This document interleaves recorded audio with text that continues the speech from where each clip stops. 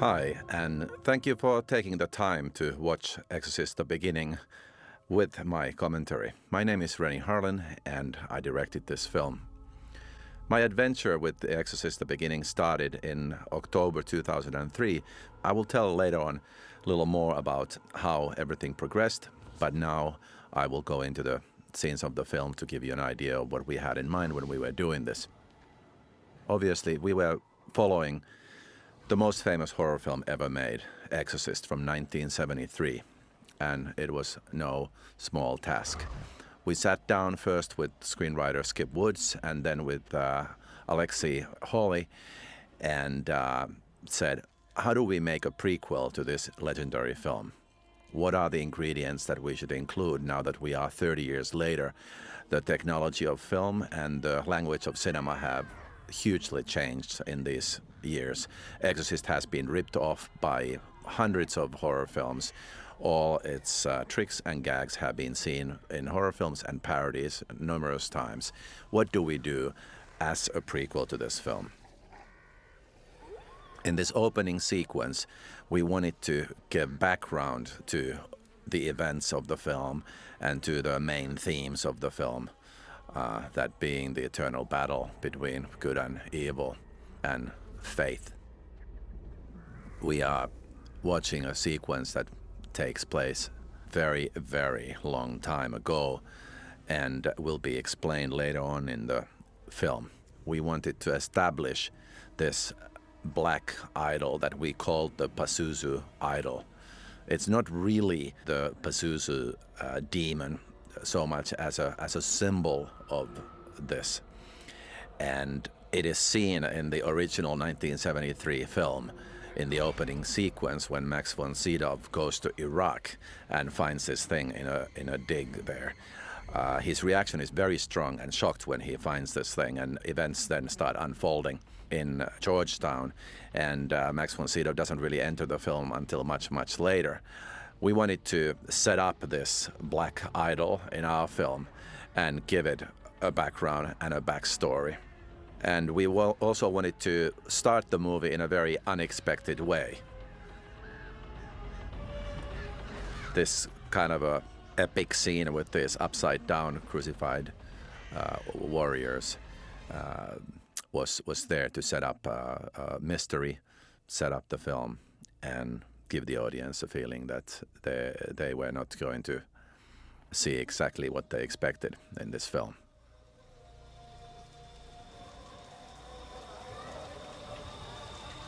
Then we move on to 1949 in Egypt, and for the first time discover our main character, Father Merrin, who is now played by Stellan Skarsgård as a younger man. You first saw there a view of the pyramids and the city that was a digital matte painting, and only this part in the alleyway here was actually shot on the back lot of the Cinecittà studios in Rome.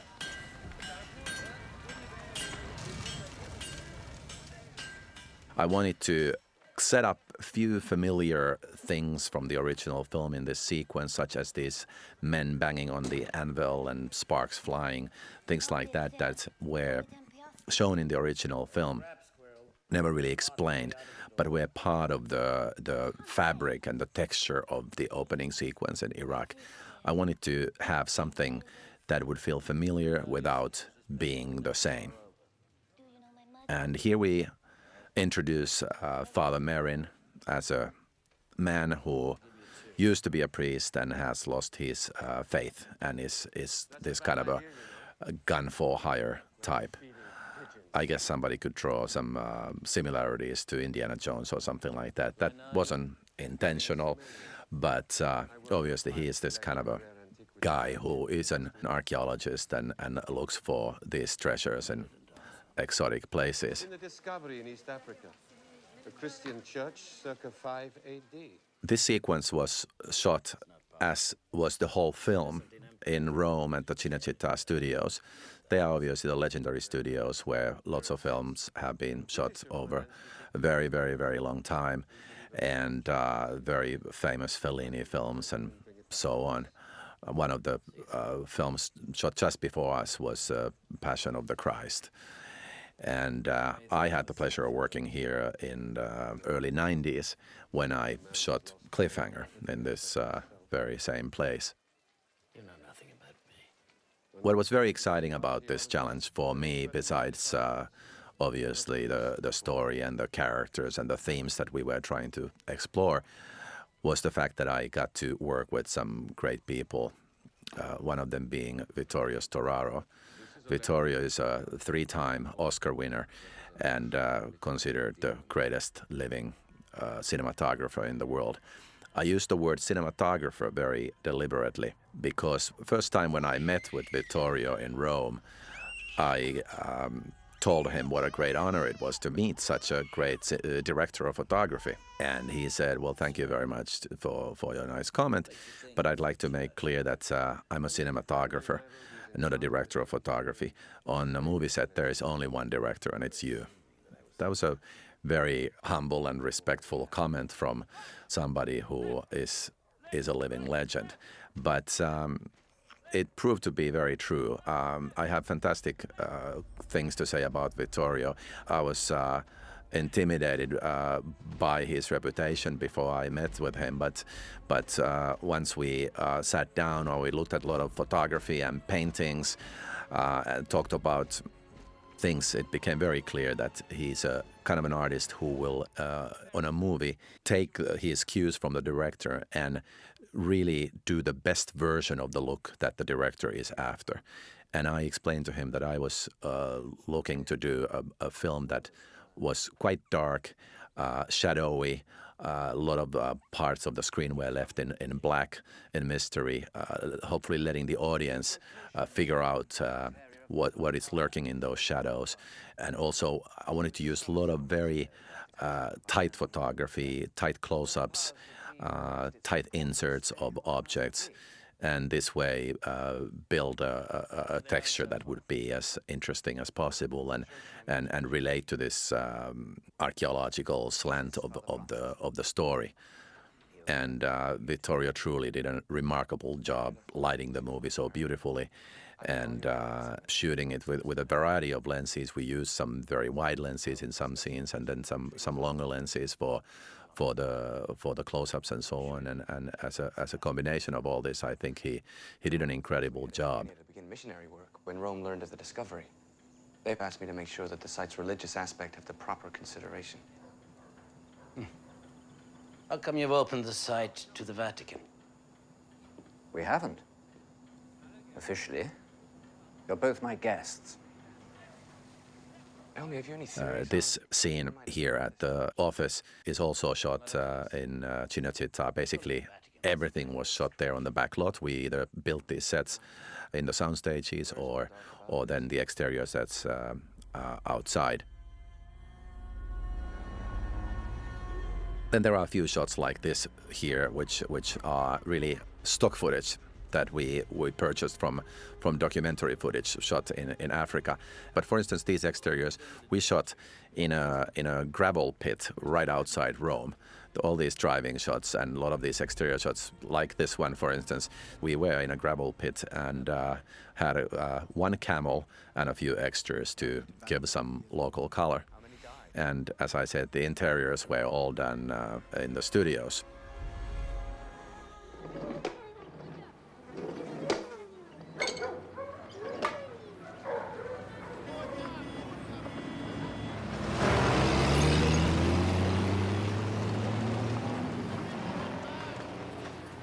The film was a challenging one to make. We had a very limited budget, one of the smallest budgets that I've worked with in a very long time, and we had only 42 days to shoot the whole film. As I said earlier, we started the whole project in October of 2003, and the movie came into the theaters in August of 2004. So altogether we had 10 months to shoot the film, edit it, and do all the post-production. And this also included writing the script, which we did in the effort of making a suspenseful film, which was what the studio was after. It was very important for us also to try to established a lot of those mysteries set up in the 1973 original. The Pazuzu statue, the little black idol, Father Merrin's backstory, what was his prior involvement with the demon, and his experience with exorcism, and so on. I wanted the film to feel like you could actually believe that this film came before the 1973 film. Of course, like I said before, the technology of film and the language of film has changed a lot. Where maybe in a movie done in the early 70s, you could have less than 1,000 cuts or shots in the film. In today's film, you'll probably have 2,000 or 3,000 cuts. I would say that obviously TV commercials, music videos, and so on have really influenced cinema and the language of cinema and the attention span of the audience.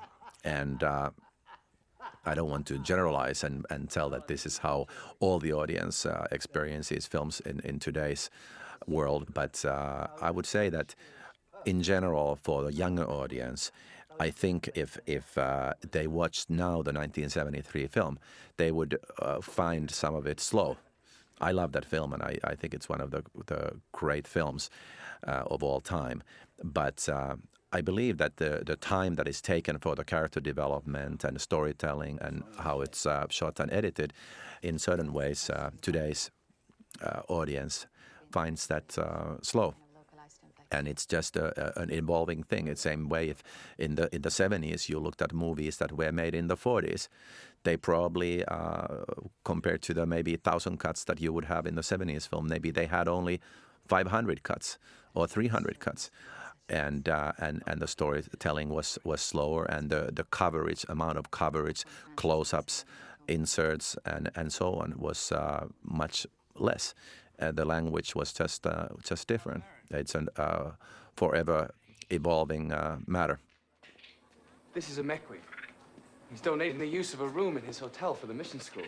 Father, we are so glad that you are here. These are my sons, James and Joseph.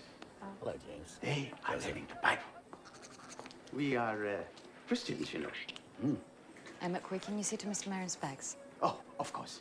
James, Joseph. Very nice meeting you, Doctor.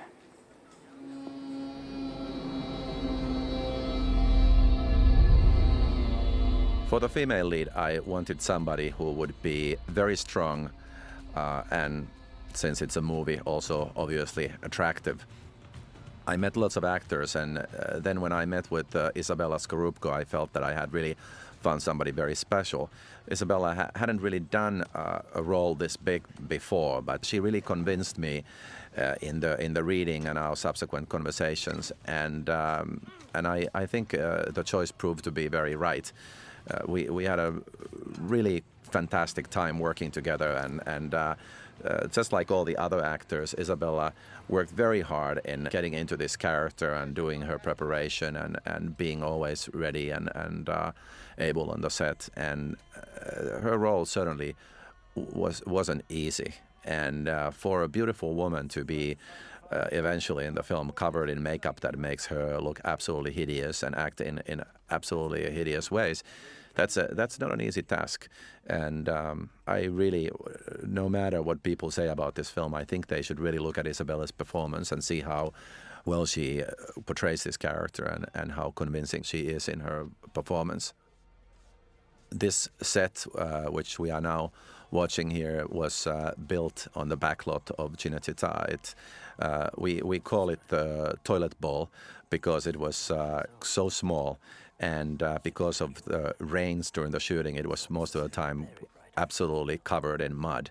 So we built our set inside this little fiberglass setting, and then enhanced and added to it by adding a CGI background that made the valley look bigger and more real and really gave that feeling of being in Africa.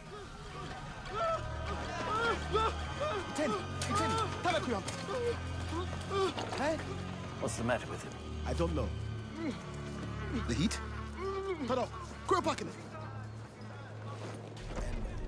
As I said before, as we were starting this, We had quite a task ahead of us. In 10 months, we had to make the film from beginning till the end. When the studio got in touch with me and said that they really had thought about this and they had come to the conclusion that they should make a new film and they would like me to attack that task, I felt that while a very intimidating challenge, it was such an exciting one that I had to accept it. And that's how I got involved. That's how we got into writing the new script, trying to make a film that would honor the original, but stand on its own feet as well, and hopefully give people a very suspenseful and interesting experience, and deal with these fairly serious matters of faith and good and evil, like the original 1973 film had done. Obviously, we couldn't do a film where a girl or a boy is trapped in a bed and we exorcise this person for an hour and a half. We couldn't repeat the original film. So we sat around long and hard trying to figure out how do we make this film so that it feels like it's a relative to the original film, but not a twin brother or twin sister. On my behaviour.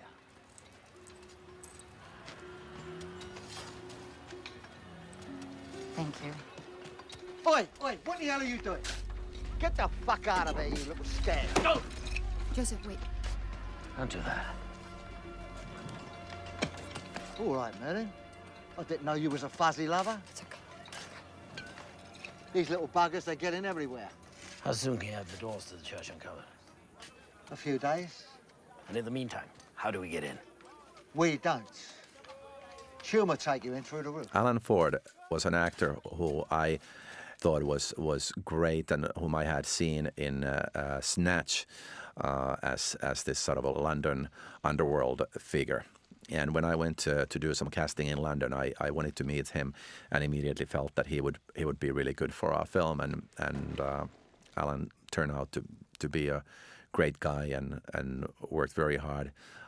His part wasn't easy either in the film and involved some fairly disgusting makeup, but Alan took it always with great humor, and we had a wonderful time in Rome. The interior of the church, as was the exterior, were all built in Rome. Since the concept is that it's been underground untouched, it was absolutely clean and perfect. We, however, felt that in that way it was very hard to make it a spooky, suspenseful place, so we chose to make it dusty and dirty and just presume that if this church has been underground for several hundred years, there is always enough matter in the air that will cause it to become dusty and dirty and so on and give it this sort of texture.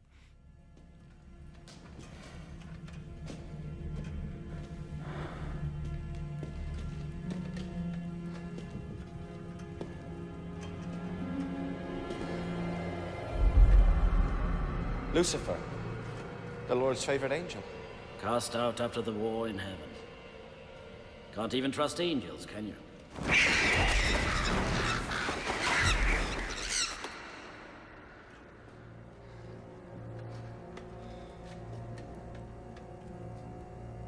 You ever seen anything like it? Not this far from Rome. There are several threads that run through this film, examples of the presence of the demon, and a lot of them have a biblical background and reason for being in this type of a story. And obviously, crows are to a certain extent familiar from these kind of themes and movies from before. But we chose to have the crows run through the whole film from the very opening scene through all the events. Other threads like that are the presence of flies and hyenas, which also you can find in your Bible studies as sort of messengers of the dark side. The crucifix was broken up from here. Juma, is there an inventory of what's been found here? I wouldn't know. Well, who would know? James Darcy was cast as Father Francis. James did a fantastic job, and you might have seen him in Master and Commander, for example, before this. We became good friends, and I really enjoyed working with James. No one's been inside Mission's tent since he fell ill. They are superstitious. And you? Not superstitious. Smart.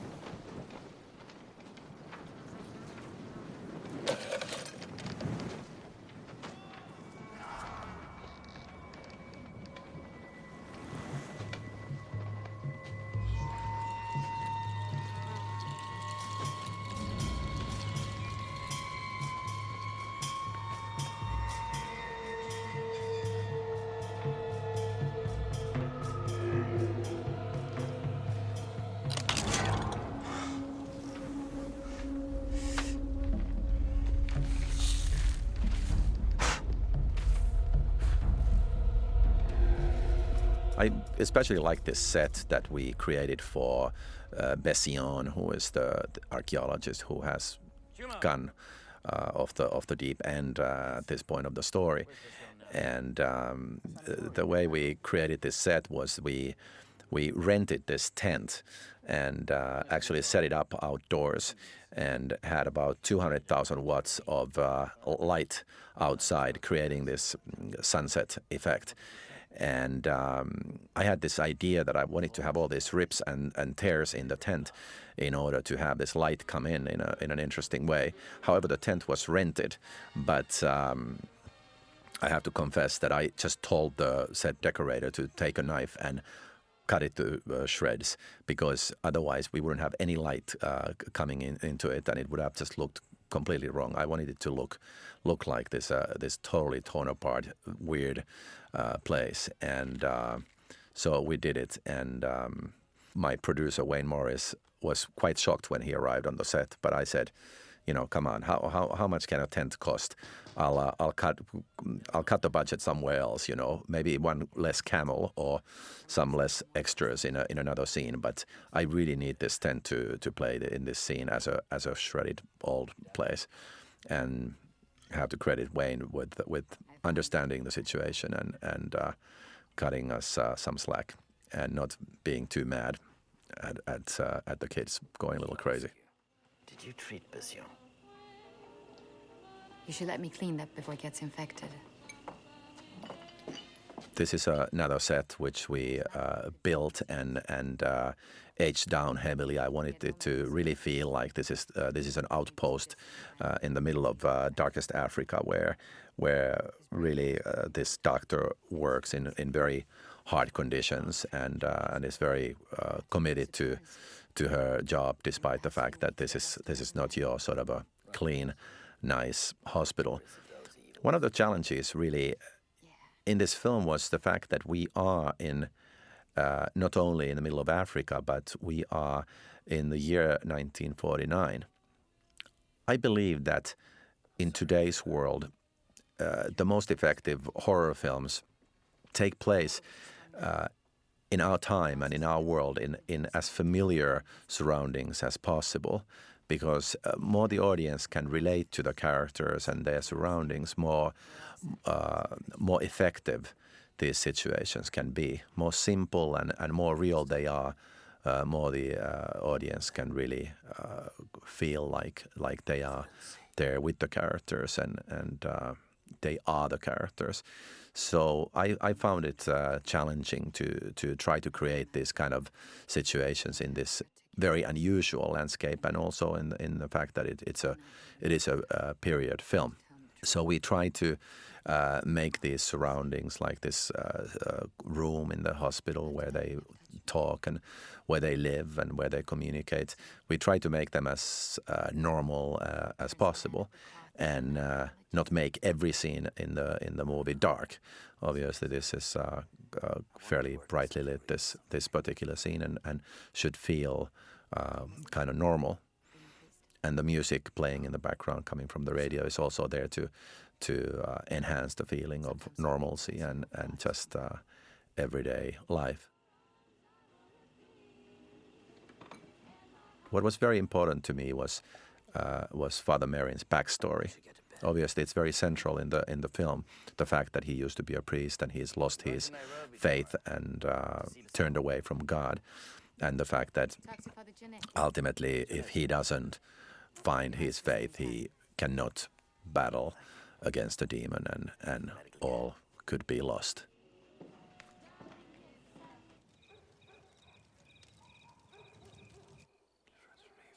Now, one challenge again was the fact that we have a movie which is called EXORCIST, and the audience obviously is going to wait for the scary things to start happening.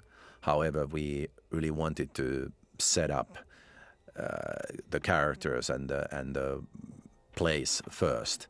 Yet there was an endless conversation about it regarding how long can we go without weird things starting to happen, and how patient is the audience going to be with us. So this is pretty much where things are going to start picking up in the film, and we have these drawings of the idol, and they studying them and thinking about the nature of demon and these strange events here kind of trigger in Father Merrin these memories of what really happened to him and how he veered so far away from God. And this sequence, which we call the Dutch Village, is one of my favorite sequences in the film. And we brought in this little girl into the story, and again made this place dirty and messy, and really created the feeling of this place being ravaged by the war. And slowly we start unraveling his backstory in the film. We don't really find out what really happened to him until toward the end of the film. But I think these flashbacks are very effective, and I really feel strongly for Father Merrin as these memories unfold.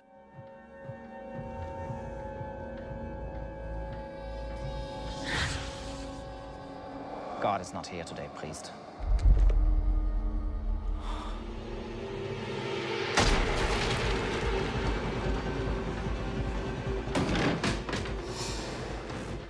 There in the mirror, if you looked very carefully, you saw the so-called Captain Howdy image for just a couple of frames. Captain Howdy is, as I'm sure you're familiar with the original film, was this face that kept appearing in the movie. Probably people in the cinemas originally, very many of them never noticed it even, because it literally was 3-4 frames long, and mostly had no sound effects when it appeared on a door or on a wall or in the kitchen in that story. And it's never really explained. It's obviously it's just one other sign of the presence of the demon. And Reagan, Linda Blair's character, calls it Captain Howdy. And we wanted to use that same phenomenon, make it a little different, make it look a little different. But we felt that because this film comes before that in story order, we should establish Captain Howdy without emphasizing it too much and without overdoing it.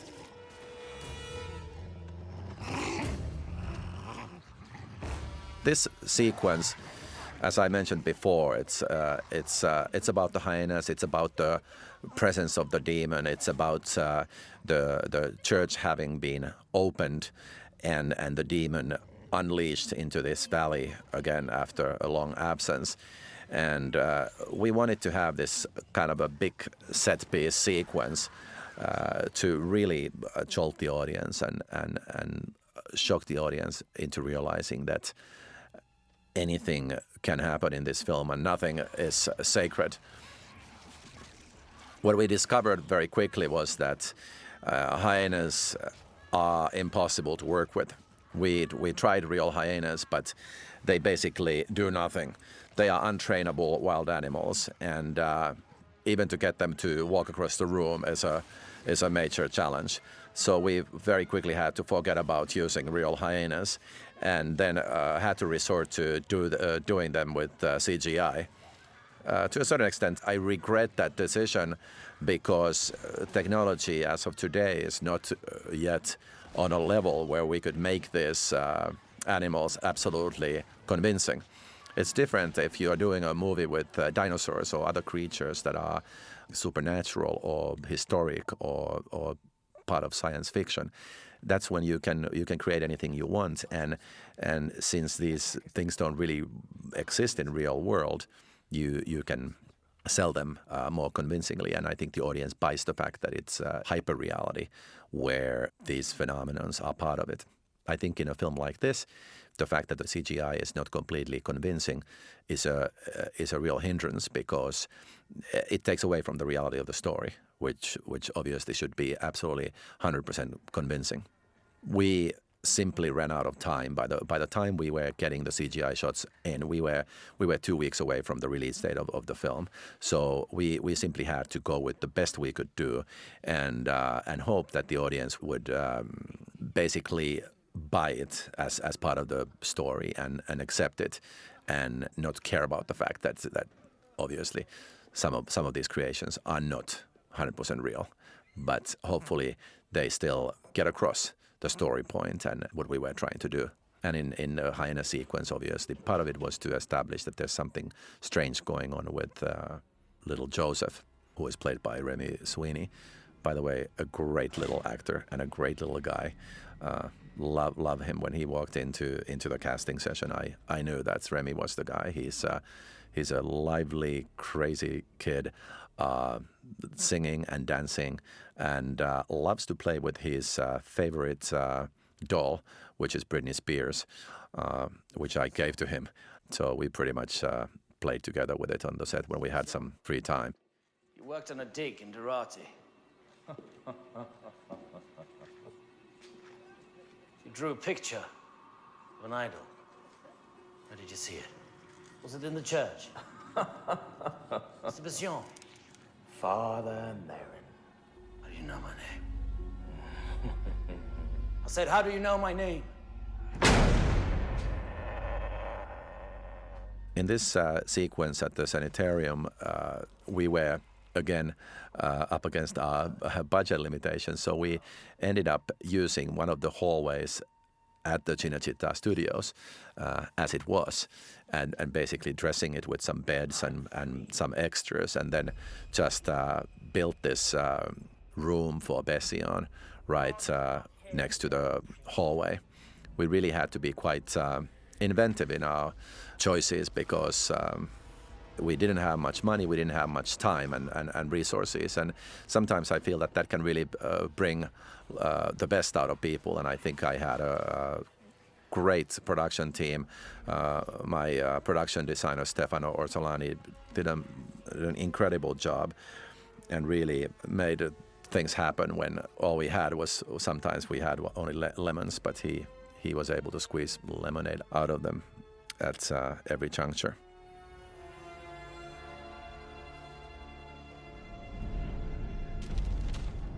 I hope he finds peace.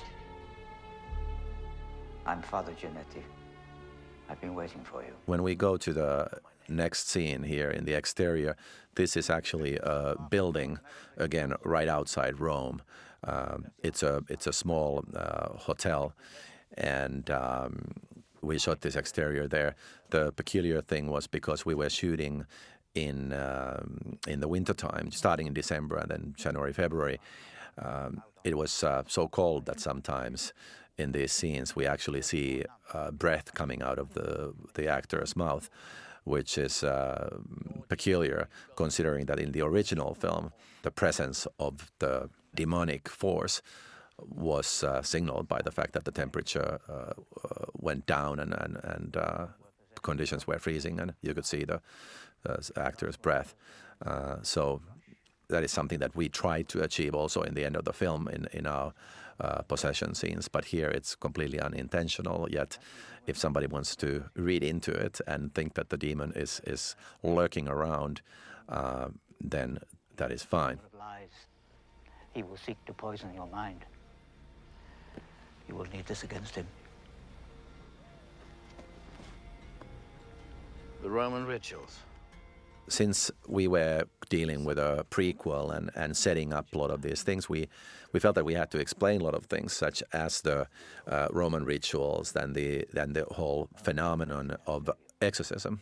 It would be quite a different case if we were doing a sequel, but because this is a story that takes place before the original, we really needed to start by explaining pretty much what exorcism is and deal with the fact that this is the very first time most of these characters have ever even heard that idea. There's sort of a reoccurring theme with these fans. I just felt that they were something that in a hot climate of Africa they would definitely have there. And I just think that there's something interesting about their shape and their movement and the sound they make, and therefore I have them in almost every scene as a presence.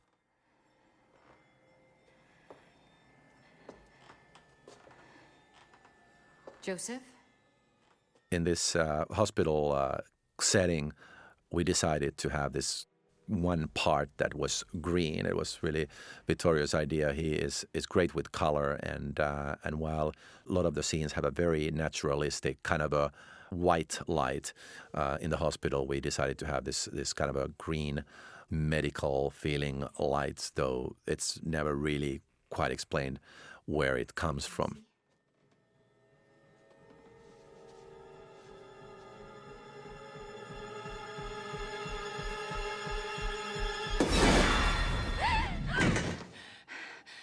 Obviously, when in a horror film or a thriller you have a nightmare sequence, in a way it's always a cheat. Yet in this instance, I felt that it worked organically in the story, and this sort of a double scare where you are led down one path and then thrown into another situation immediately. I felt that wasn't a cheat, but when the demon was surrounding these characters, it was organic that these kind of horrific thoughts would also penetrate their dreams. Joseph? He's coming for you. What? One conceit that we have in this film is the fact that we are obviously leading the audience to believe that Joseph is the one possessed. In the original film, it was a young girl, Linda Blair's character, and we could expect that the audience would expect the possessed one to be this little boy. We wanted to go against it and surprise the audience in the end of the movie, but give enough hints that would lead you to believe that it's Joseph. Some of the purists would say that this is not honest and doesn't follow the rules of possession as established in the 1973 film. We did a lot of research on this, and you can't really establish rules for this because demonic possession is something that is found in the history over hundreds and hundreds and hundreds of years in religious documents and history books, and it has many varieties of variations, and one of the forms of the demonic presence is where people are driven insane or sick by the presence of evil, but they're not really possessed in a classical way where the demon enters the body of the person and takes away his or her control of their body and soul. So in that sense, we felt that it was very well within the rules of possession that we would introduce the idea that in this valley, the presence of evil that is released from this church has affected the whole valley, has affected the local people who live there, the people who are outsiders like our characters here, and that since the demon is the father of lies, which is a well-known fact from the Bible, he takes great pleasure in misleading and cheating and lying, and in this case, pulling this fallen priest closer and closer to this woman who actually already at this point is possessed by the demon, though she doesn't realize it, and faking that this innocent little boy is actually the victim, and this way going for this ultimate prize, which of course for the demon would be the fact to seduce this priest through this woman and pull him deeper and deeper into this situation. I don't know. Some accident.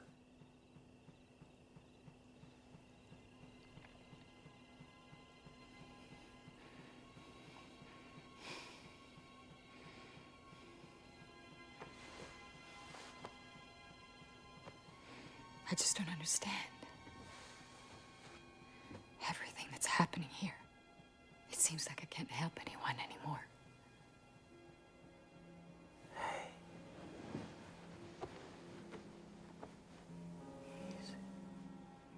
This is a scene where we very deliberately shot the whole scene from this side of the actors, from the shadow side of them.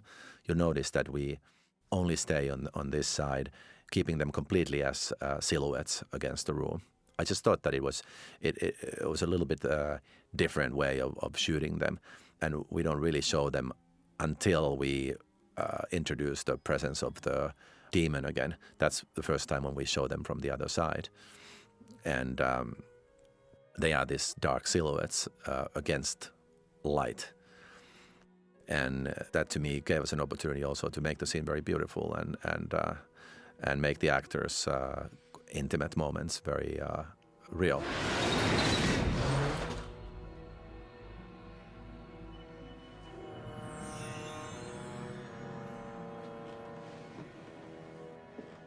Originally, this scene had 3 scares. It had the blood in the IV bottle. Then it had the movement of the wheels under the bed, and then this jumping motion of the bed. But when we were cutting it together, we felt that it actually worked better with only 2 steps instead of 3. Horror and scares are in certain ways like telling of a joke. If you set up a joke in a right way and then build it toward the climax as you're telling it, and then twist it around with a clever punchline, you have a good joke and you have a strong reaction from your audience. And horror is very similar. You have to have a setup and then build it and then pay it off with your punchline, either a surprise or maybe exactly what the audience expects.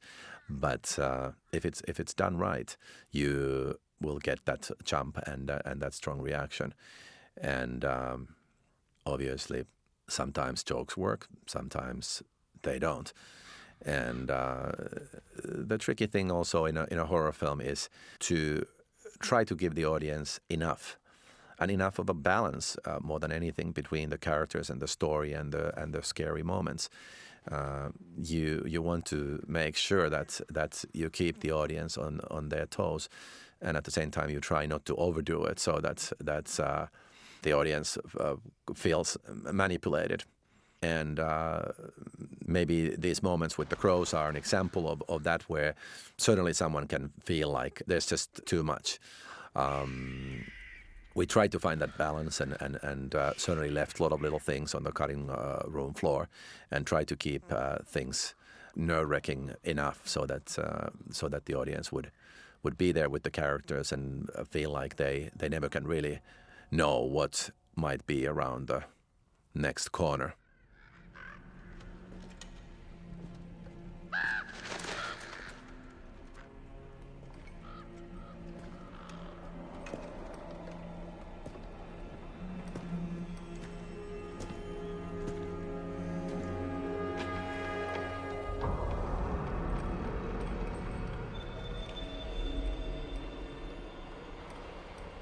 The script writing work was done in a very short time in October and November, at the same time as we already started to prep the film, because we needed to start shooting in the beginning of December, and hence we probably spent about 6 weeks on the script from start to finish, and at the same time we were already in Rome building the sets as fast as we could.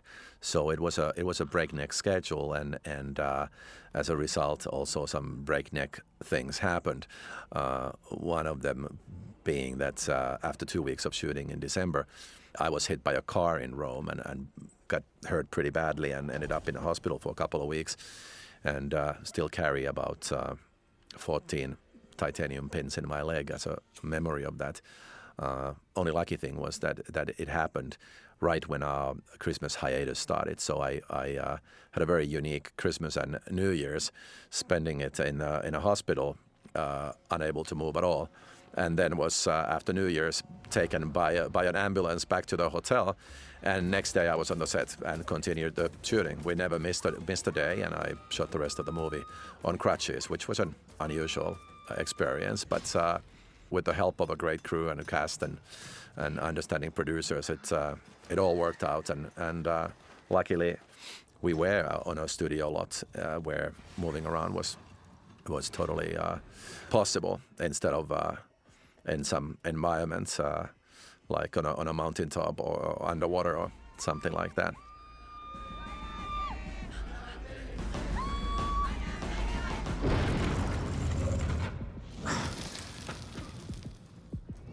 Our sound team, I think, did a fantastic job on this film.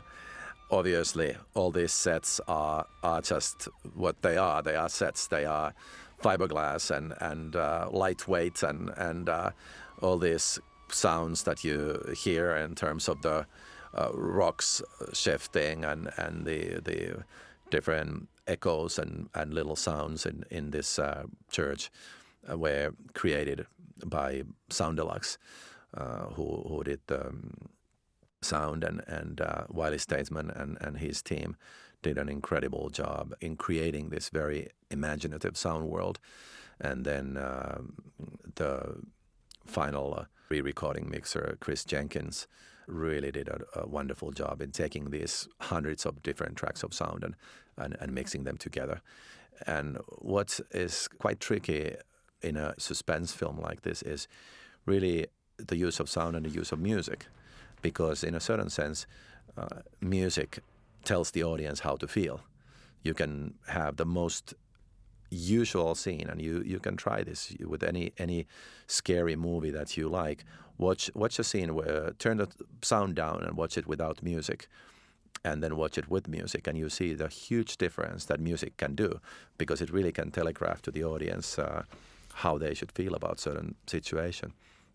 And then on the other hand, if you have too much music, it can also dull the senses and dull the scenes and make you feel manipulated and directed and take you away from the reality of the scene and make you feel as if you are watching entertainment instead of really being in that place with the character. So sometimes playing a scene just with sound effects also really puts you in that situation and makes it naked and frightening, and makes you more vulnerable in that situation. Here we have obviously the Pazuzu statue, which we saw in the 1973 film, and in the Iraq sequence in the beginning, and then later on also it shows up in Reagan's bedroom. It's never really explained, and I felt that we should set it up in this film, and not that we explain it really that much more, but we wanted to set it up and show it, and show it in this crypt under the church as this sort of a pagan sacrificial place. And again, you see the flies and the presence of the demon there, and the flies again, for production reasons, they were done by CGI, and hopefully they convince the audience, and the audience buys them as real ones.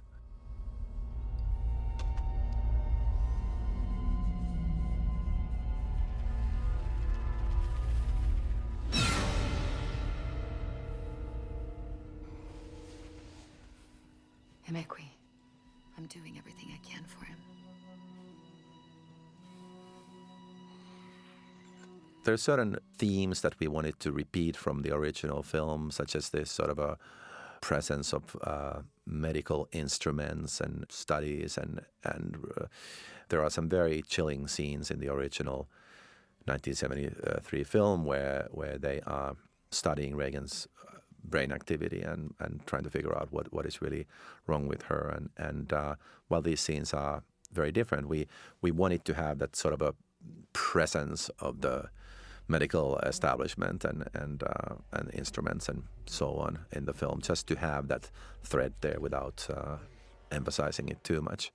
And obviously, it's a very common thing in horror films to see a woman in jeopardy.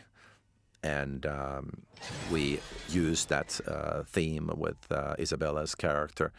But again, we really are misleading the audience because we think she's a victim, but she turns out to be the one possessed by the demon and takes a very different kind of a role in the story toward the end of the film.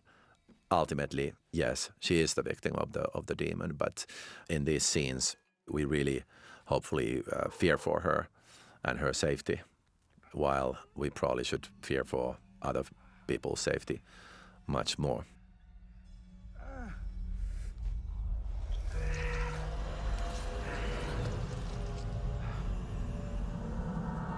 Here, to be honest, I think that we went overboard with makeup. I personally think that we could have done with less with Alan Ford's makeup. And what you see there is these hatching flies under his skin. It's like this demonic presence. It's like a virus in this valley that is affecting everybody and affecting people in different ways.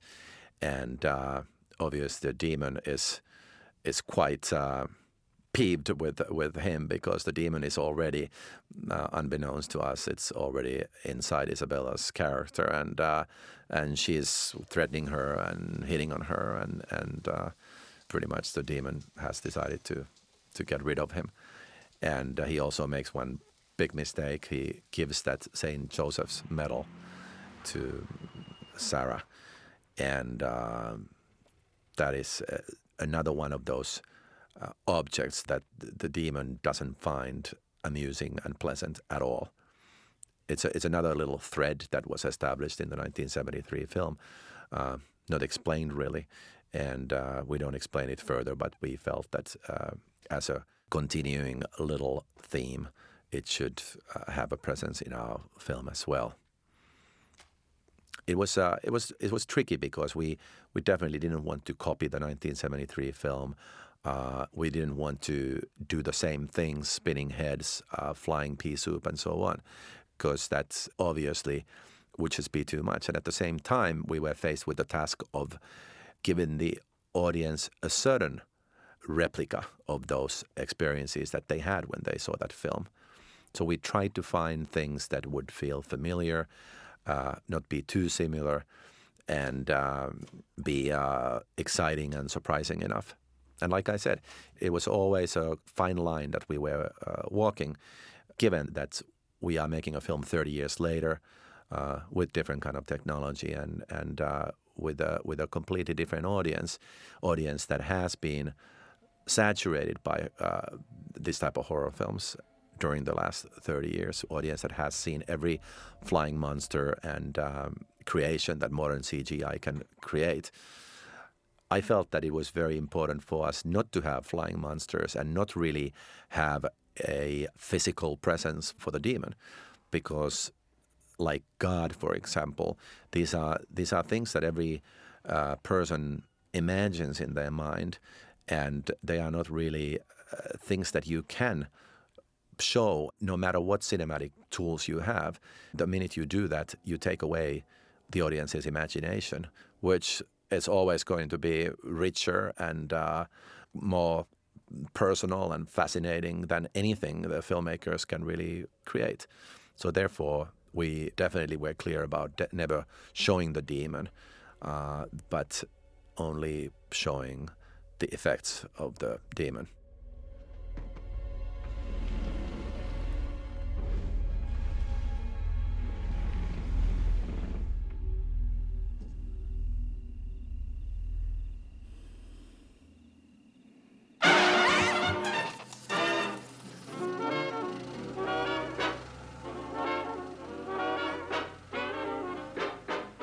This was a scene that we felt was, to a certain extent, quite controversial.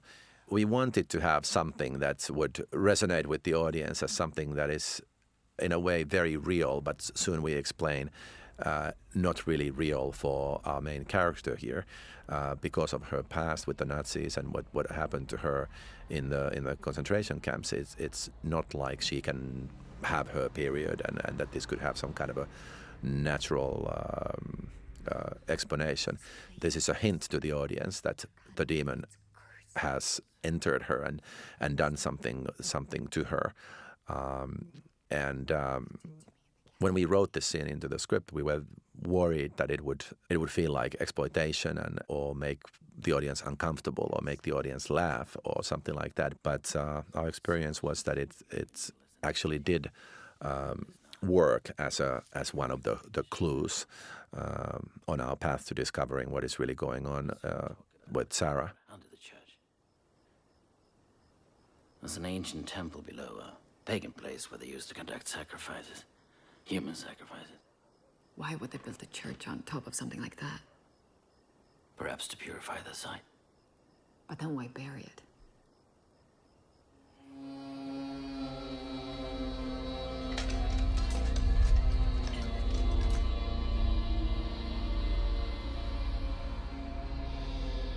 Here we have one of Vittorio's light effects where sun is rising during the scene where we see Stellan in the room.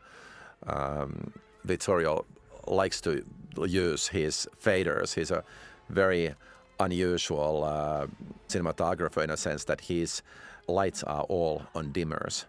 I've never worked with anybody who puts all the lights through a dimming board like you would do in theater or in a rock concert. And therefore, if you just give him the time to prepare the set before you go to a new set, everything is ready for you. Every light is there.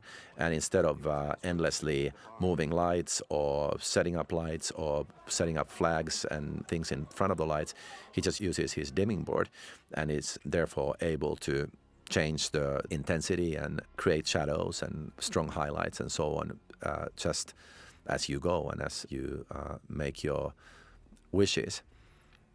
Another tool that we used in this film more than I've ever done before is the digital post-production, meaning that we did a digital inner negative and the whole film was actually finished digitally instead of on a traditional film technique where you negative cut the film and then color time the film and make your prints, where you can still affect the colors and the darkness of the film. And that this is the way films have been done for over 50 years, color in the time of color photography.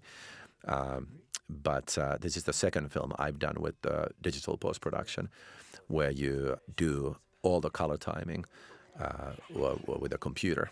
And it's a fascinating process and has been used for years on commercials and music videos. And that's why you, so often in commercials and music videos, you have this very unusual, unnatural look, desaturation or saturation of colors, highlights, and so on. It was a really fantastic experience working with Vittorio and doing this digital post at Technicolor, and as a result, some of the scenes have a very particular look where we either accentuate darkness and shadows or highlights or pull down the colors and really give the film a very specific look.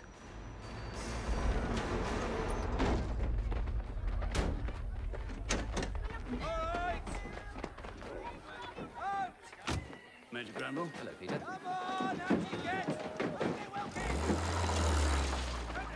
Any answers on Jeffries? I'm afraid not. Well, you did the right thing calling me, Father. I've been in these situations before, and you have to stay on top of... Julian Warren, he plays Major Granville. Julian was fabulous. You might have seen him in a lot of films, The English Patient maybe being a good example. Great British actor and just wonderful to work with. And until I'm satisfied that the excavation is secure, the British Army will assume complete control. The Turkana won't like the show of force. I'm not concerned with what the Turkana like, Mr. Merrin. And if they start any more trouble, they will have to answer to the might of His Majesty King George. Here's another scene that was just shot in the backlot in our set, which we called the toilet bowl. Producers didn't like the fact that I call it the toilet bowl, but it really was this tiny little set filled with mud. But digitally we added there a little more depth to the background, and we're able to that way make it bigger. Jomo here is played by Israel Adoramo. He's another wonderful British actor and really a pleasure to work with.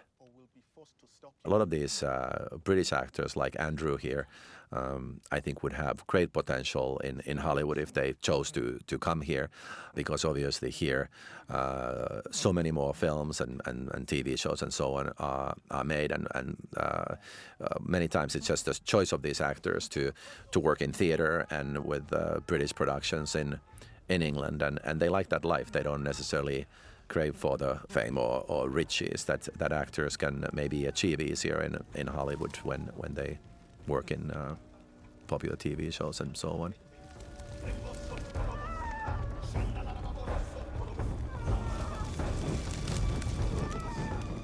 You don't bury your dead. You cremate them. Yes. And I was buried in that graveyard.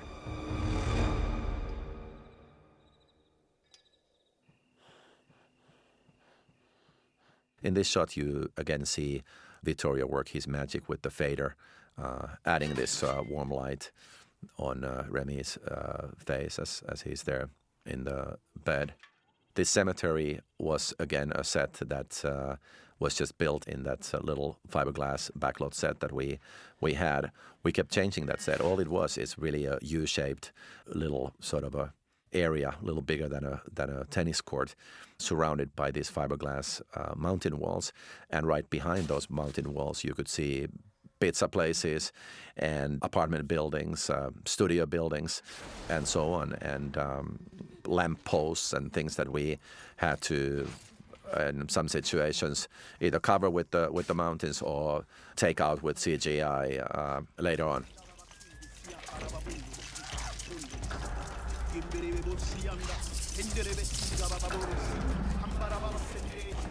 All these extras in the film came from Rome, from the local area. For some of the scenes, it was very hard to find people that you would buy as natives of Kenya in the 40s, and we really scoured all the resources in Rome and worked very hard to find people who would fit these very important parts and have the abilities to perform in these scenes. We were lucky to find great faces and very capable people who helped us make these scenes feel real. What we wanted to do here was really sort of another variation of an exorcism to show how this tribe would deal with the fact that they believe that the boy is possessed, and yet they have their own way of dealing with it, which obviously has nothing to do with Christianity and the Bible, but they also have their rituals of how to drive the bad spirits out of a person. And in this scene, again, you actually see very clearly that it's Sarah's character whose reactions make everything go crazy in this room. First, physical manifestation in terms of objects flying and breaking and so on, and then actually these injuries that these local tribes members suffer in the sequence. Obviously, when people watch the film for the first time, you believe that it's all caused by Joseph's character and he's possessed.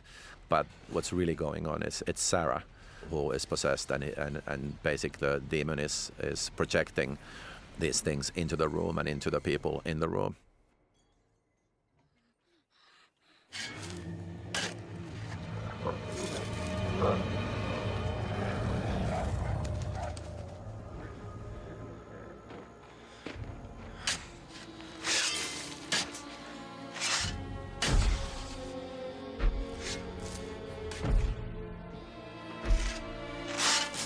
I will shoot 10, priest, and you will choose. Here we finally explain exactly what happened to Father Merrin in the past.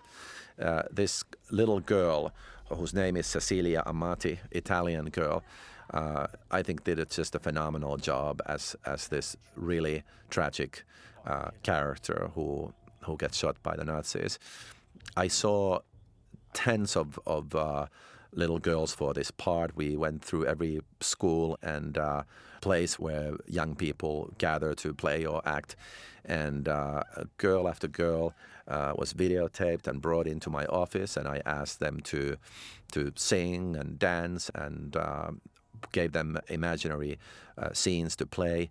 They were all little girls, probably 8 years of age. None of them spoke a word of English, so I had somebody in the room translating and explaining to the girls what I wanted them to do. And I really enjoy working with children. I have a son who is 7 years old, and the children are just wonderful to work with. And I think that Cecilia, just her face, her eyes were so powerful, and the way she portrayed that tragic little girl in that situation was so powerful. Her face to me and her eyes remind me of that girl who appeared on the cover of National Geographic a long time ago, a little Afghan girl whose face was partially covered with veils, but you could see those bright green eyes. And Cecilia always reminded me of that girl when I first met her and realized that she could actually do this part.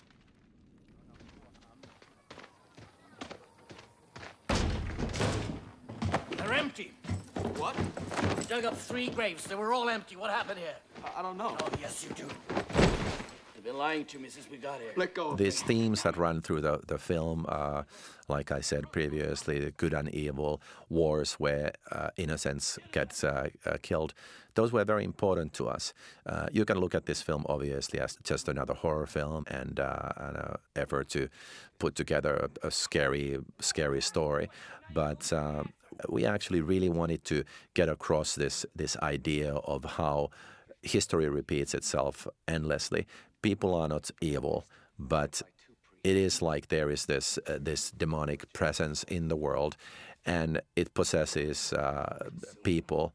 And like James Darcy here explains, it really is something that happened since the beginning of mankind, since the very beginning of history. People have fought against each other because of religion, because of race, because of the difference of their beliefs.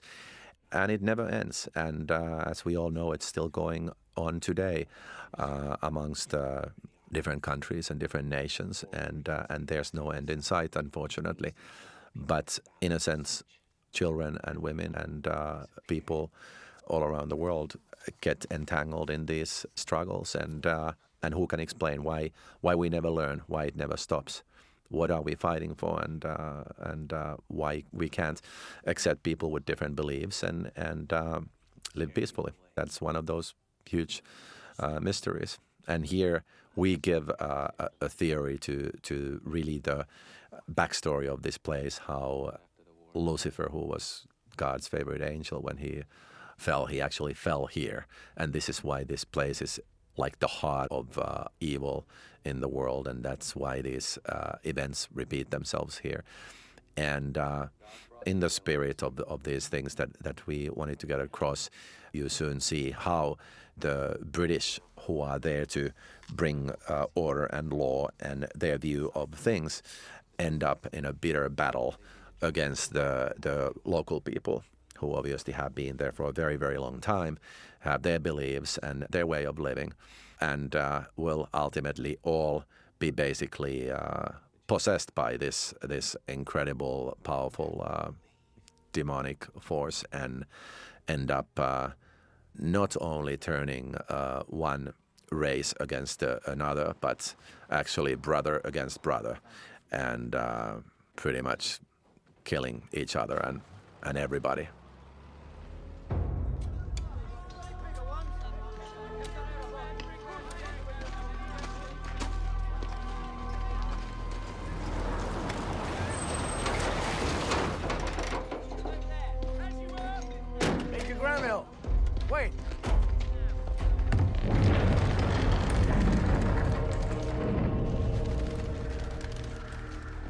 In this sequence, we are actually inside a soundstage at Cinecittà, and that view that you see behind the characters at the doorway is a translight, which basically is a huge photograph of an exterior set. So when you have a situation like that, you really have two ways of doing that. You can have a blue screen or a green screen behind the actors, and then replace that with live footage or a photograph or whatever you need for that particular sequence. Or you can do a translite as we did in this case, because mostly that background is quite out of focus, and we felt that we could sell this scenery by using a translite. And obviously this was a very popular and usual way of doing these sequences in the old days. If you think of 40s, 50s Hitchcock films, for example, old Hollywood films, in almost all the driving scenes you could see a rear projection behind the characters, where you see the scenery zipping by behind the windows, and it's a screen where the landscape is projected, and this way the illusion of the car actually moving is created. Now those kind of sequences are, if not done for real on location, they are mostly done with green screen, which is an easier way of doing that, because you can control the background and the balance of color and darkness more easily. They think it's inside Joseph. They believe the evil is upon us. Kill Mom! Merrin?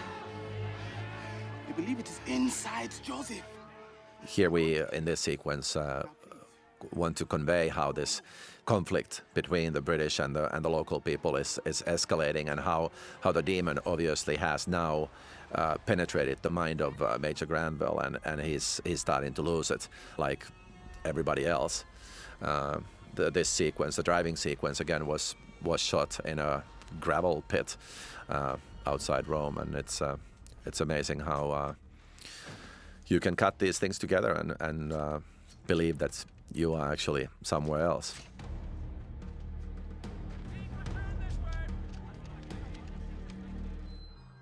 Here we are back in the little set on our back lot, and this tent, on the other hand, is inside the soundstage.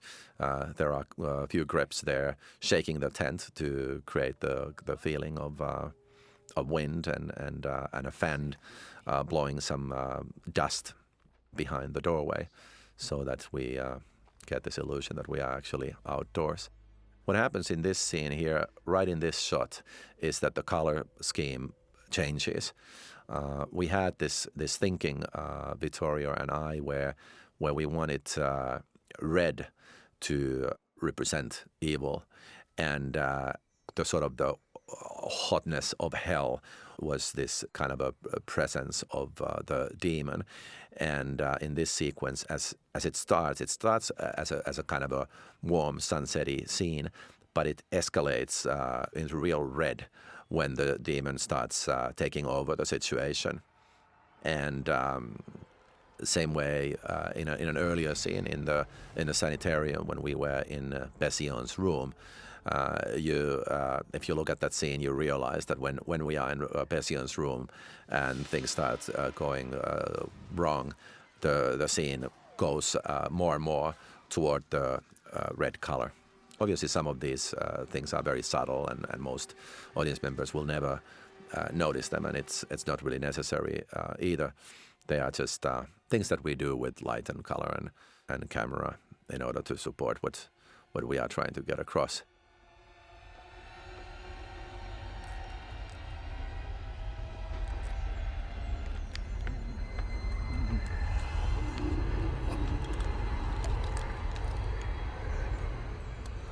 The way this moment here with Major Granville was done was that we actually had a sort of a little object in his mouth, which was pulled out of his mouth with monofilament, so we could get this natural lip movement.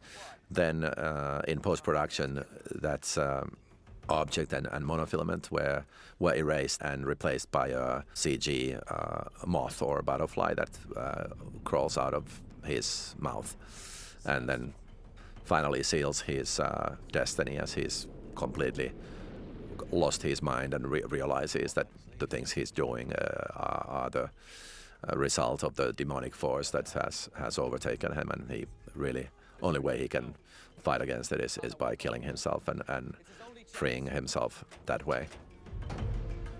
Aren't you coming? I have to find Sarah. We'll meet you. Francis! We wanted to also show the force of the demon in this valley by these natural, powerful events of nature, sandstorm being one of them, and obviously the approaching sandstorm over the hills is a CGI element, and then a lot of the rest of it is just fans and very fine dust, which is really fun to inhale when you are on the set. This overhead shot of the terrain is completely a CG creation. I wanted to give kind of a God's eye view of the situation and show the proximity of the town itself and the village and then the dig itself, and show how the storm was sort of surrounding it all, and the demonic presence was basically overtaking the entire place.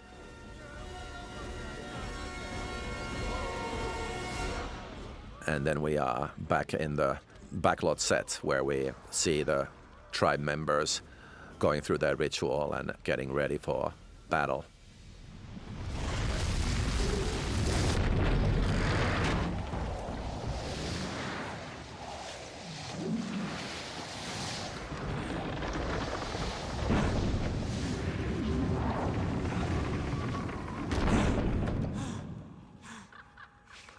And we see how the number of crows has grown, and they basically are now the guardians of the church and have completely overtaken the place. And at this point, hopefully the audience believes that what needs to be done is we need to perform an exorcism on little Joseph, and this way gets rid of the demon. But the truth is, of course, a little more complicated. He's not possessed at all, but somebody else is. There we, as Stellan is walking down the corridor, we tilt the camera. It's really called a Dutch angle, and where we Dutch the camera and sort of slightly warp the reality of where he is and what is going on, and get this feeling of things escalating and atmosphere getting more and more hostile to all of the different characters involved. Espíritu Santo.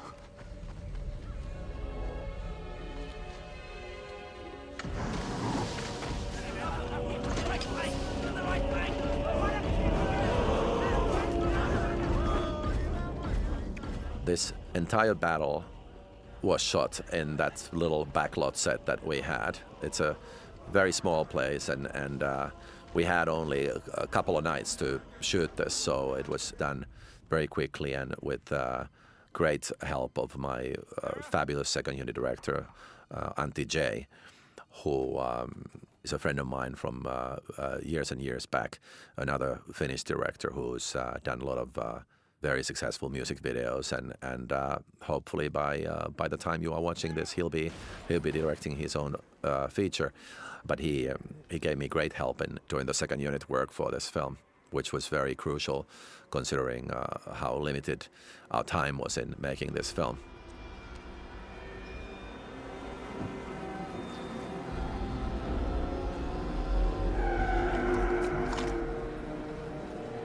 And here we sort of bring full circle, finally, this little idol which was introduced in the very beginning of the film.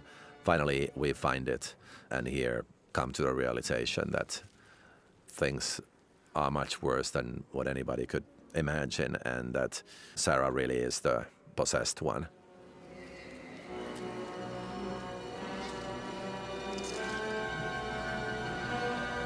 What we did here was take an old photograph and Photoshop in the actors' faces into the pictures. And this is the way we created this wedding photograph. And all the flies in this scene are CGI. There wasn't one real fly in this set. The worms were real, but our fly wrangler made it quite clear that it would be very hard to try to bring real flies in and get them to do anything in the real place, real time when we needed them. So we resorted to using CGI flies.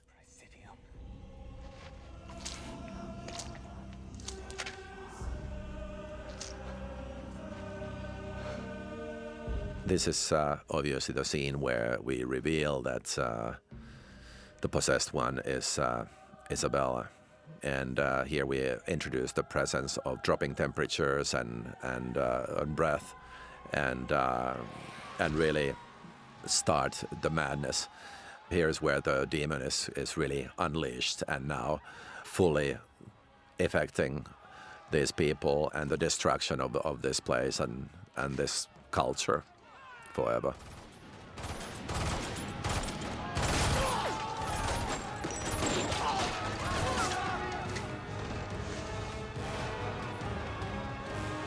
These are all interior sets inside a soundstage,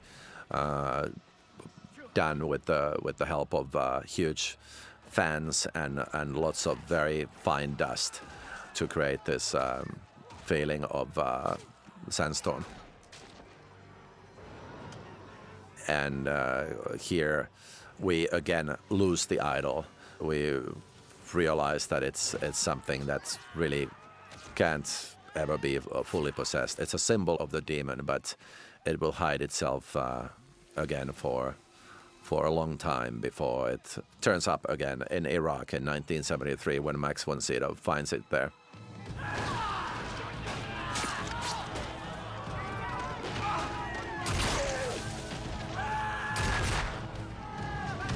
Some people have felt that this film is overly gory and too bloody.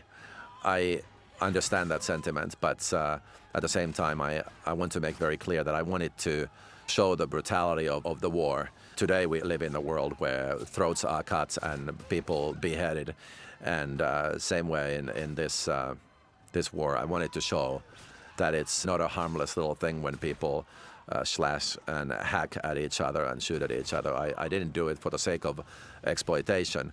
I did it because I felt that it was important to show the brutality of violence and the bloody reality of what happens when people set on the path of destroying each other.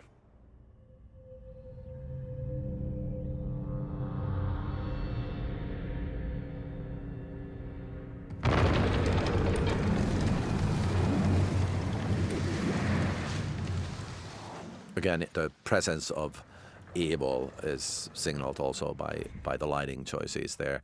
You saw how the massacre between the British and the tribe turns completely red, which was intentional.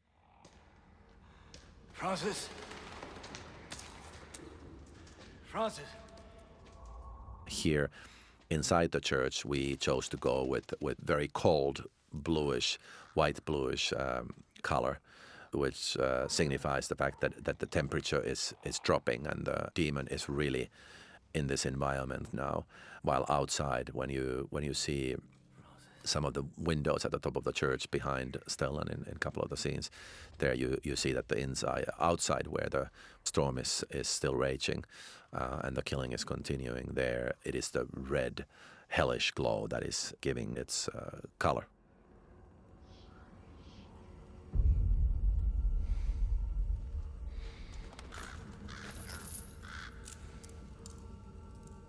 This was a tricky scene because obviously the whole movie has been about Stellan's character, Father Merrin, redeeming himself and refinding his faith. And we've now seen his backstory. We've seen what's happened to him. He's witnessed now the events in this village.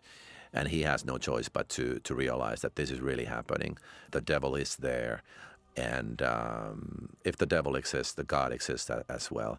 And he accepts God back into his life and rediscovers his faith and becomes this warrior of God in the battle against the demon.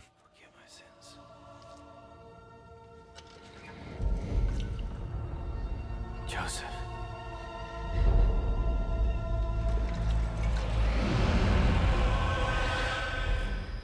This is where we then finally see Isabella in full demon makeup. And this was a choice that we very deliberately made.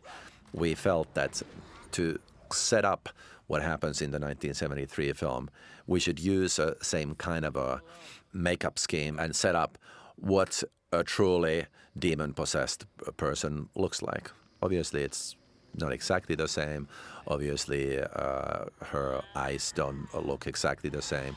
But the basic idea that when a person gets possessed by a demonic force, it is like an illness that affects her. And ultimately, I think that there's really nothing scarier than the thought of losing your mind and body to this force and losing control of yourself.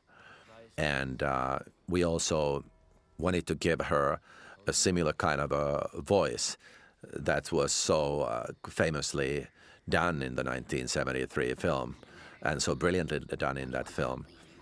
We didn't want the voice to sound exactly the same, but basically have this same kind of a sick, warped feel of this kind of a mixture of an old lady and a man in this beautiful body of a beautiful woman, and how her face is ravaged by this demonic force obviously is quite similar to the 73 film. But we thought that that was important, and that made sense. That in that sense, while you could say we were copying that film, we wanted to pay homage to what that film had set up as a look and feel for somebody who is in this situation.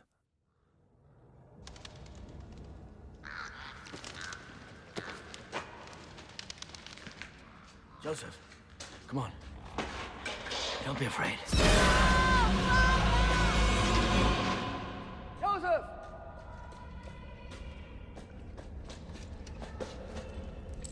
Joseph!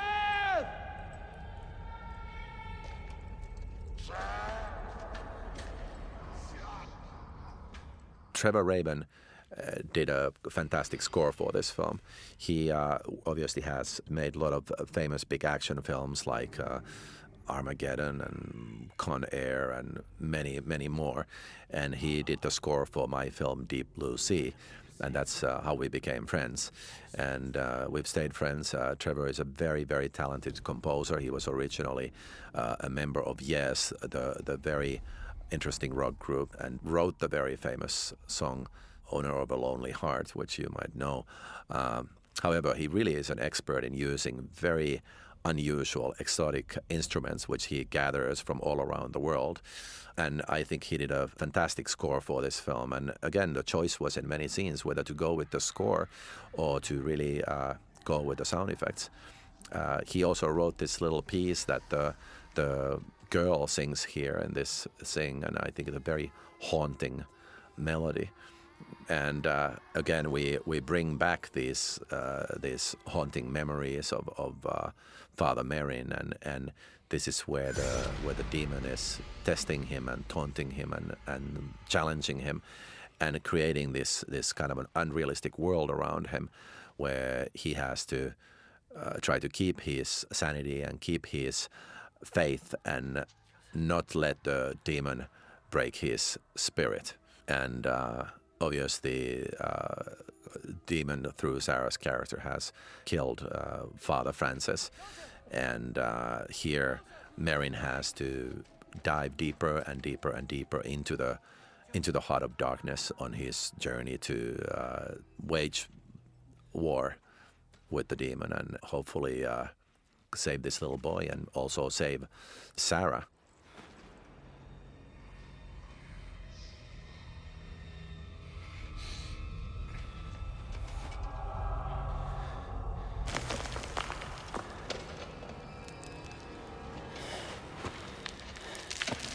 Oh God, hear my prayer. The ruthless seek my life. they do not keep God before them. These passages that he goes through are all from the Bible, and for these exorcism verses that you can find in the Bible and in these writings that have specifically been designed for exorcism. And there are many ways that you can try to defeat the demon. Obviously, holy water and these readings from the Bible and the crucifix and certain objects that are part of an exorcism. Where's your God now, Merrin? Fucking his only son while you call out his name? He doesn't care about this whore, but you do. Because you want to shove your rotten cock up her juicy ass. Another challenge we faced was the language. In the original 73 film, the little girl says absolutely shocking things to her mother and to the priests and uses the foulest of languages. And obviously, when you have a 14-year-old who is possessed by the demon, who can really use this vessel to absolutely, in a foul way, shock the people around her, it's a very, very powerful situation. We felt that we should use the same kind of themes. Here's a priest facing a woman that, in essence, he was falling in love with. He was really feeling very close to this woman. And now this woman is being used by the demon and using these very basic emotions of the romantic feelings that he had for this woman and turning him around and talking about him wanting to fuck her and use her body in this way. And this is the demon's way of trying to shock him and break him.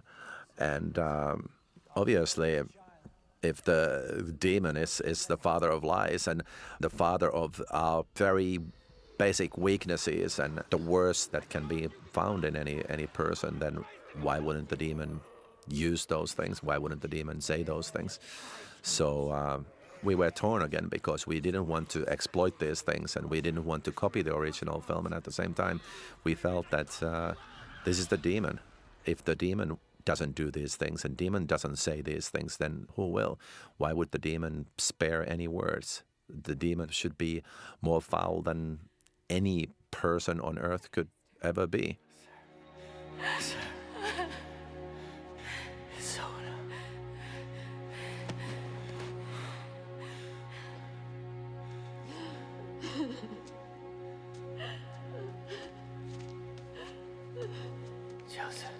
Joseph.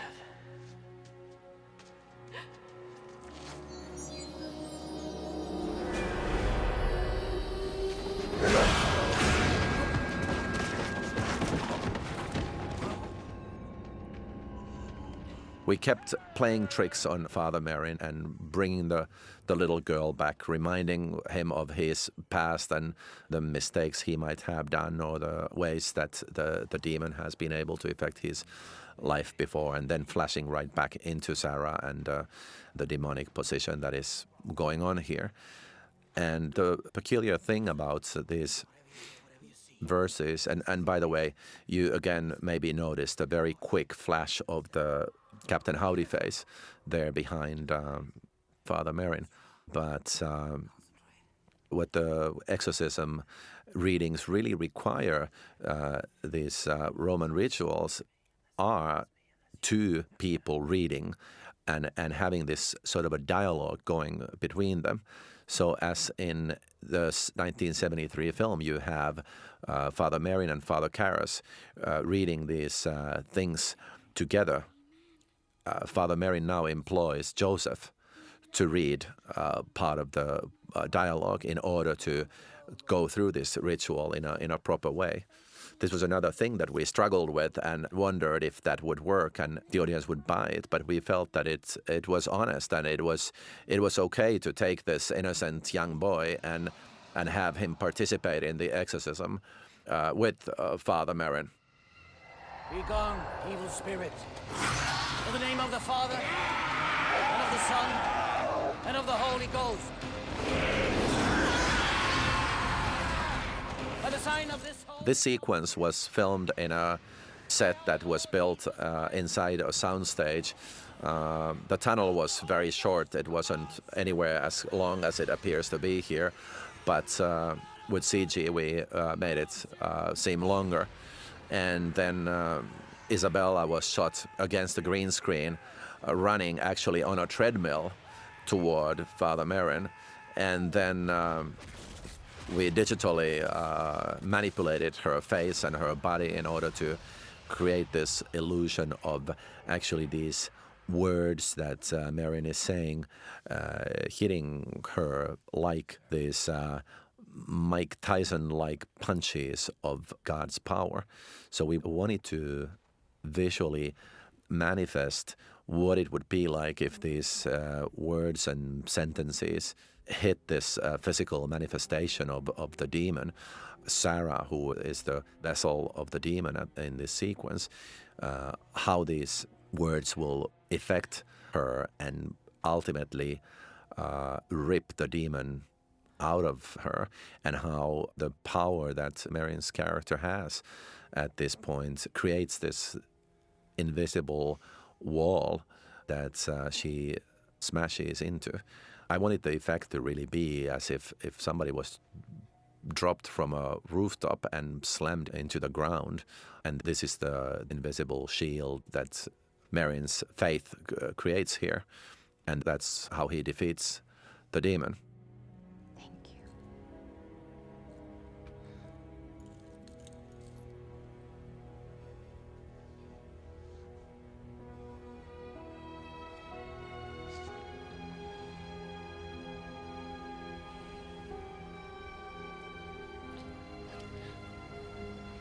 Sarah, what is it? What is it, Sarah?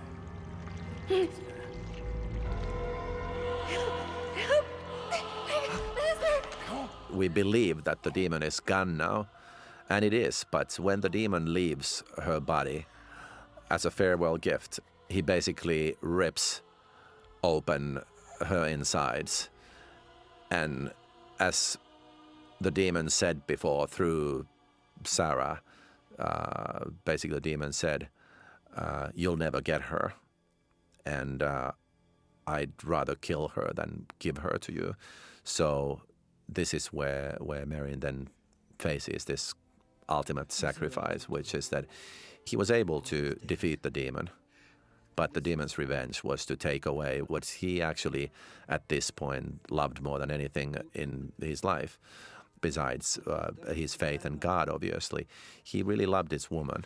And as a priest now, he would obviously never be able to consummate this relationship, but this person meant more than anybody else on earth to him. Yet he had to, one more time, give up what was so dear to him.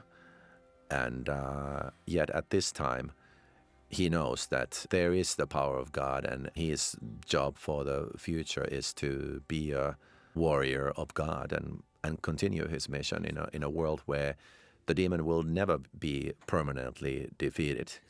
You can win the battle, but you will never win the war. And he will just have to continue. And he was able to save the boy. And we never show exactly what happens to Joseph's character, but the idea is that he will continue his life in his native country and be okay. And Father Merrin's mission is to return to God, return to Rome and to the Vatican, and face his future, which is working for the church, and be ready when he is called again, which obviously then happens in 1973 as he's working on an archaeological dig in Iraq. He finds his old nemesis, Pazuzu, in the form of the little idol, and knows that somewhere soon he will be facing this task again.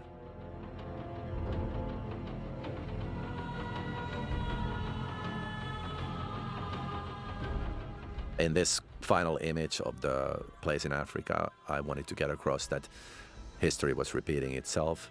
Once again, everybody had died, just like in the opening scene of the movie. And the demon had turned these people against each other, which sadly happens again and again and again in this world.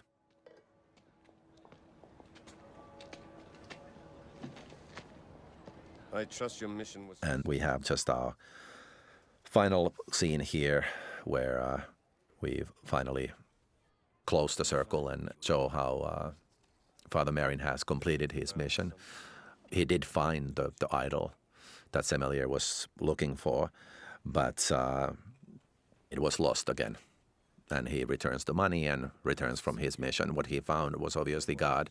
Ben Cross played Semelier, this mysterious character who gave him the mission. And then we have Father Merrin walking toward the Vatican. We shot the Vatican as a what we call a plate, just empty. We shot Stellan against the green screen. We added the birds digitally and composited these elements together and created the illusion of him walking toward the Vatican. To shoot there actually with an actor and all the elements would be impossible. The whole place is now surrounded by security fences and filled with tourists and so on. So we just shot the Vatican empty one early morning, about 5:30 in the morning, and got this beautiful morning light. We digitally removed the fences and all the additions of the modern reality in our world and got our final shot that way. Obviously, he's dressed the same way, carrying the same bag that we will see him carrying when we finally meet him in Georgetown in 1973, when he continues his mission as the warrior of God. We had lots of wonderful people that we worked with on this film. I've mentioned many of them, like Trevor Rabin, who did the musical score, which you can listen to now. We very purposefully chose not to use the famous Mike Oldfield Tubular Bells theme that is familiar from the original film. We wanted to hint at it a few times, but not use the same thing. It's a fantastic theme, but very, very famous for the 73 film, and we felt that it should live in that film by itself. My producer, Wayne Morris, was instrumental, as was Bruce Franklin, my first assistant director, my stunt coordinator, David Ambrosi, and obviously my editor, Mark Goldblatt. So many other people that I'd like to thank who did an incredible job. Harry Cohen, who was the sound designer really on the film, was incredible and inventive and worked tirelessly in creating this demonic sound. Todd Miller, who worked with Mark Goldblatt, did an incredible job, like did Luke Reichel, who designed the costumes for the film. Our crew was mostly Italian. I loved working with those people. I loved working in Italy. Rome is really an incredible place for a filmmaker because of its history and culture, and history also and as a filmmaking town. And not to mention just the environment in general, the food, the people. I love working in Italy. And overall, the experience of working with Morgan Creek and Warner Brothers was great. I want to thank Jim Robinson and David Robinson, a dear friend of mine. And it was a team effort. We pulled this together in 10 months, which is it's a very short time for the feature film. We wanted to honestly make a good film that would honor the original 1973 film, which is the mother of all horror films. And I hope that you have enjoyed this film. I hope that I was able to shed some light to why we did certain things in certain ways. We try to use modern technology sparingly and be able to really create a film that would feel as real as possible. Brian Jennings and Ariel, they did a fantastic job in making impossible possible in terms of creating over 500 visual effects shots in a very, very short time with a very, very small budget. And I really have to thank them for working around the clock and never giving up. and making it possible that a film that was in essence shot on the backlot in Rome looks like it takes place in Africa. I also have to mention my makeup department. I had some great people, Giancarlo De Leonardis, who did the hair, and Alessandro Sampaolo, who did the other makeup work with Fabrizio Forza, and then more than anything, Gary J. Tunnicliffe, who is a completely insane special makeup effects creator, who did all the special effects makeup work that you see in the film. Gary, you were fun to work with. You're a great inspiration. Another one of those people who work all night long to make the impossible happen when you are really pushed to very, very tough choices and conditions. And then, of course, my special effects coordinator, Danilo Bollettini, who did just an absolutely amazing job in the physical effects of the film. So, thank you again for having had the patience of going through this whole experience with me. I hope you enjoyed it. If you have questions, comments, or want to say what you really think, rennyharlin.com is the place where you can send your mail. I will try to answer. And I hope to see you at the movies. Bye.